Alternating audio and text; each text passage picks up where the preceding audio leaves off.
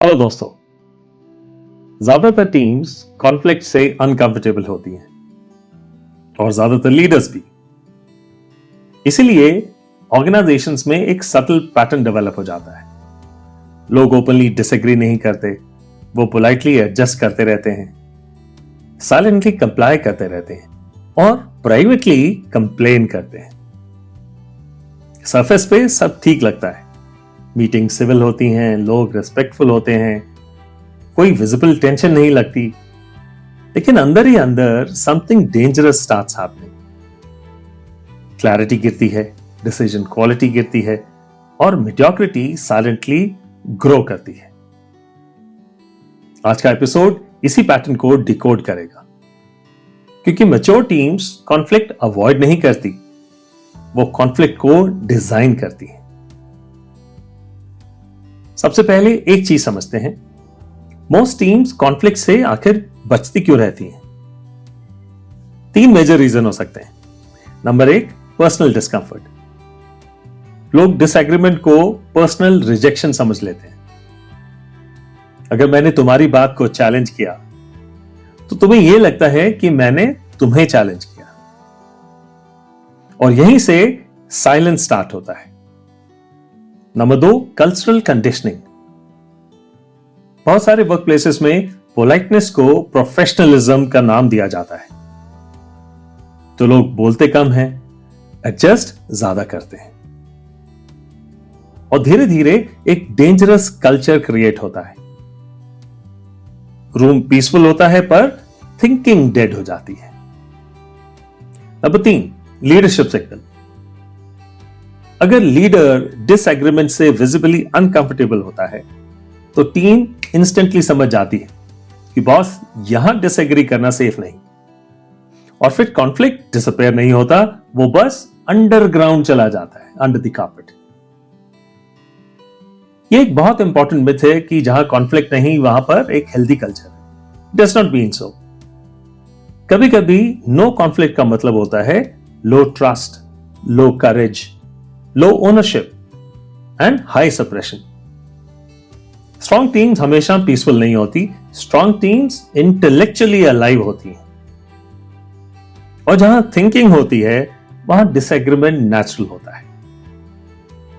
इसलिए क्वेश्चन ये नहीं होना चाहिए हमारी टीम में कॉन्फ्लिक्ट क्यों है। A better question would be हमारी टीम कॉन्फ्लिक्ट को हैंडल कैसे करती है। और एक और लाइन याद रखिए, जहां सब जल्दी एग्री कर लेते हैं वहां या तो क्लैरिटी बहुत हाई है या ऑनेस्टी बहुत लो। कॉन्फ्लिक्ट को समझने के लिए एक सिंपल मेटाफर यूज करते हैं। टीम एक प्रेशर कुकर की तरह होती है। अंदर प्रेशर बिल्डअप होता रहता है, डेडलाइंस का प्रेशर, प्रायोरिटीज का, ओपिनियंस का, एक्सपेक्टेशंस, ईगो, इवन ओनरशिप का प्रेशर। अगर प्रेशर रिलीज का हेल्दी मैकेनिज्म हो तो सिस्टम फंक्शनल रहता है, हेल्दी। लेकिन अगर आप सिर्फ लिड को टाइट करते रहो तो 2 चीजें हो सकती हैं, या तो सिस्टम अंदर ही अंदर डिस्टॉर्ट हो जाएगा या फिर एक दिन ब्लास्ट हो जाएगा। ज्यादातर ऑर्गेनाइजेशंस का इशू यही होता है। उन्होंने डिसएग्रीमेंट को मैनेज ही नहीं किया, सिर्फ सप्रेस किया, और सप्रेस कॉन्फ्लिक्ट हमेशा एक्सपेंसिव होता है।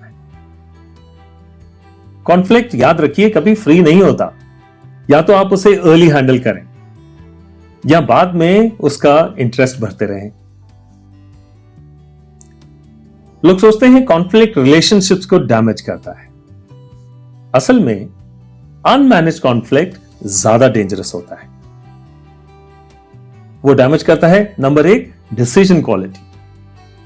लोग सच बोलना बंद कर देते हैं। Number 2, speed. Issues early surface नहीं होते। और नंबर 3, ट्रस्ट। सरफेस हार्मनी के नीचे रिजेंटमेंट धीरे धीरे बिल्ड होता रहता है। और number 4, ownership. People stop emotionally investing, और फिर लीडर्स कंफ्यूज हो जाते हैं, टीम पैसिव क्यों हो गई? आंसर सिंपल होता है, because disagreement stop being safe with the team. जहां लोग सच बोलने से पहले रूम का मूड चेक करते हैं, वहां लीडरशिप वीक है। और एक और चीज समझिए, अनरिजॉल्व कॉन्फ्लिक्ट दीवार के एक क्रैक की तरह होता है। पहले छोटा सा नजर आता है, कॉस्मेटिक, इग्नोर करने लायक, लेकिन धीरे धीरे वो स्ट्रक्चरल बन जाता है और एक पॉइंट के बाद इशू क्रैक का नहीं रहता, इशू फाउंडेशन का हो जाता है। टीम्स में भी एग्जैक्टली यही होता है। जो बात अर्ली एड्रेस हो सकती थी वो बाद में रिलेशनशिप इशू, ट्रस्ट इशू या फिर पॉलिटिक्स इशू बन जाती है। अब एक important part, healthy conflict accidental नहीं होता, वो डिजाइंड होता है। मैच्योर लीडर्स 4 चीजें क्रिएट करते हैं अपने ऑर्गेनाइजेशन में। Number 1, debate windows. हर डिसीजन पे इनफाइनाइट डिबेट नहीं होती, लेकिन कुछ स्टेजेस पे ऑनेस्ट डिसएग्रीमेंट को इनवाइट किया जाता है। Number 2, role clarity. सबको पता होना चाहिए इनपुट किसका है और डिसीजन किसका है, क्योंकि ज्यादातर कॉन्फ्लिक्ट इसी कंफ्यूजन की वजह से होते हैं। Number 3, emotional discipline. Disagreement loud होना जरूरी नहीं, क्लियर होना बहुत जरूरी है। और नंबर 4, क्लोजर रिचुअल्स। एक पॉइंट के बाद डिसीजन क्लोज होता है, वरना टीम्स एंडलेसली रीओपन करती रहती है। हेल्दी कॉन्फ्लिक्ट का मतलब परमानेंट टेंशन नहीं होता। हेल्दी कॉन्फ्लिक्ट का मतलब होता है temporary friction for long term clarity. और यह लाइन याद रखिए, हर डिसएग्रीमेंट सॉल्व करना जरूरी नहीं होता, लेकिन हर डिसएग्रीमेंट स्ट्रक्चर के अंदर होल्ड करना बहुत जरूरी होता है। कॉर्पोरेट टीम्स में कॉन्फ्लिक्ट यूजुअली पोलाइटनेस के नीचे दब जाता है, अंडर द कार्पेट। लेकिन फाउंडर टीम्स में कॉन्फ्लिक्ट यूजुअली पर्सनलाइजेशन के थ्रू एक्सप्लोड करता है। एक जगह सप्रेशन और दूसरी जगह इमोशनल इंटेंसिटी, दोनों अनस्टेबल हैं। मैच्योर सिस्टम्स दोनों एक्सट्रीम्स को अवॉइड करते हैं। अगर आपकी टीम में डिसएग्रीमेंट नहीं है तो 2 पॉसिबिलिटीज हैं, या तो सब अलाइंड है या फिर सब साइलेंट है। और ज्यादातर केसेस में आंसर दूसरा नंबर होता है। लीडरशिप का काम कॉन्फ्लिक्ट अवॉइड करना नहीं होता। लीडरशिप का काम होता है कॉन्फ्लिक्ट को इतना सेफ बनाना कि सच सरफेस पे आ सके। नेक्स्ट टाइम जब टीम मीटिंग में सब जल्दी क्विकली एग्री कर देते हैं, पॉज करके अपने से यह पूछो, ये अलाइनमेंट है बॉस या साइलेंस। और एक final thought, comfortable teams fast जरूर फील करती हैं, लेकिन थिंकिंग टीम्स लॉन्ग टर्म में विन करती हैं।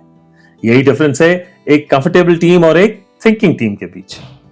और वही डिफरेंस है एक मैनेजर और एक एम्पावरमेंट आर्किटेक्ट के बीच। जय हिंद।